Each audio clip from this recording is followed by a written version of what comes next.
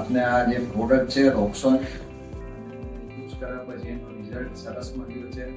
પાઇપનું જે ડીમોલ્ડિંગ ટાઈમ છે 20 થી 22 કલાકના અંદર પાઇપ ડીમોલ્ડ થઈ ગયો છે. આ પાઇપ કાસ્ટિંગમાં આપણે રોક્સોન ટાઇટન પ્રો પ્લસ એડ કરેલું છે, જેનું તમે અંદરથી બી ફિનિશિંગ ચેક કરી શકો છો.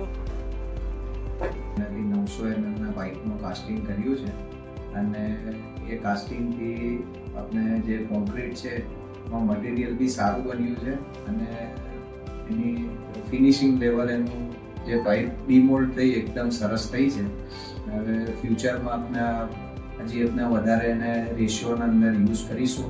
ક્વોલિટીના રિવ્યૂ સારા છે, પ્લસ રેટમાં બી બેનિફિટ છે માર્કેટ કરતાં, એટલે ટ્રાય કરાય. ઓકે, બટ એમ તમે જે રેગ્યુલર તમારી આ જે સિમેન્ટ બધી વાપરો છો એની કમ્પેરિઝનમાં તમને ક્વોલિટી કેવી લાગે?